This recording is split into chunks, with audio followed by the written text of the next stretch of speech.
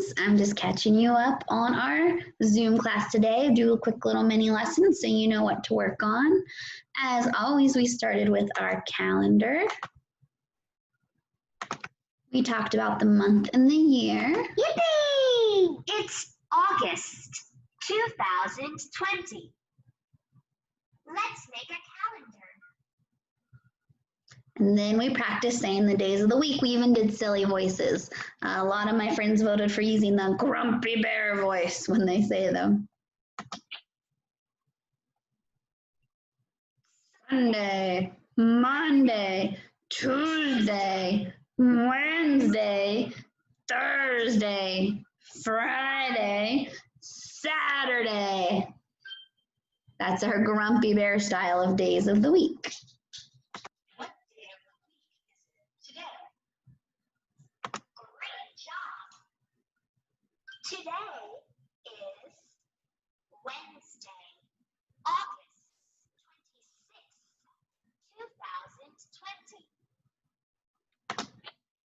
And then we decided that Wednesday goes right here after Tuesday, before Thursday. Wednesday. Then we counted to figure out what number is missing. We said 1, 2, 3, 4, 5, 6, 7, 8, 9, 10, 11, 12, 13, 14, 15, 16, 17, 18, 19, 20, 21, 22, 23, 24, 25. Means the missing number is 26. Great job. We picked a fun picture, and that's calendar for today.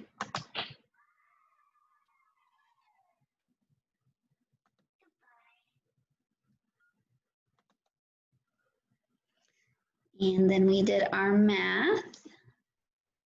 Let me pull that up here for you. Again, my handy dandy camera.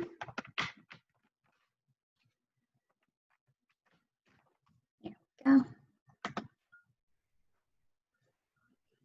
So you would need your paper that has the cows and the butterflies on it.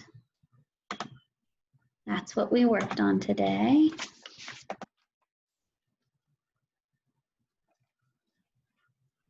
It says circle the pictures in each row that are the same.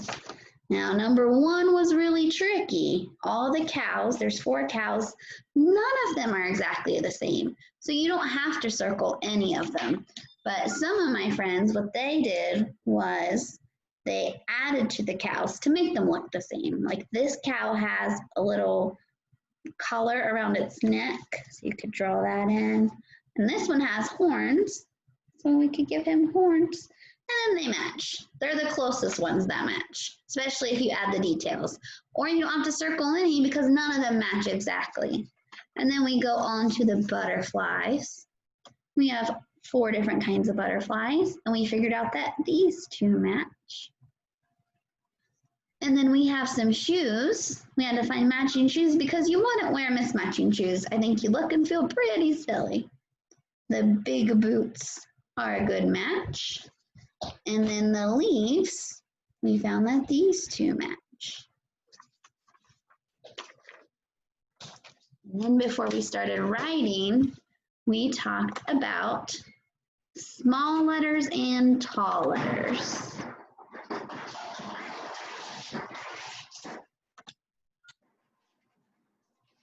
So my name, Miss Fowler, starts with the big F. So that's a tall F. Now each letter has a tall and a small. So this is a small F.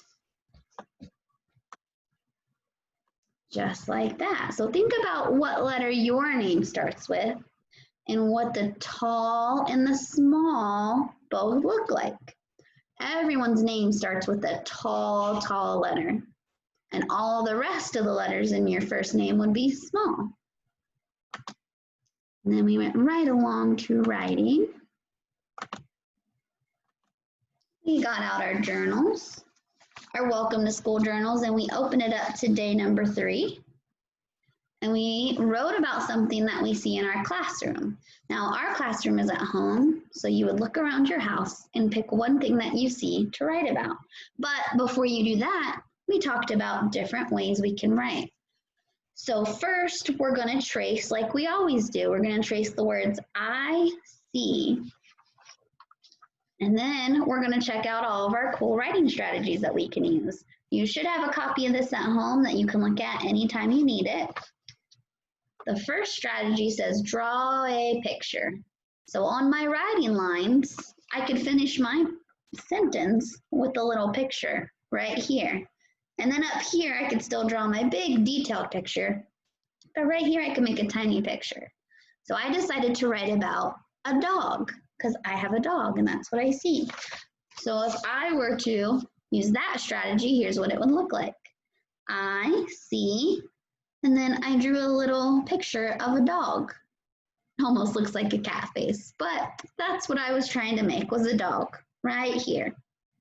Another strategy that we can use is sometimes when we pretend that we're writing, but we're not sure the letters and what they look like or what letter sounds we want to do, we can make loops like this. So you can use loops to represent the word that you're thinking of that you want to write. And then another strategy, this is 2 strategies in one right here, because we could do lines like this, and we can do letters that we know, and we can combine them. So if I trace I see, and I think about the word dog, and I know dog d starts with D, I'm going to write a D.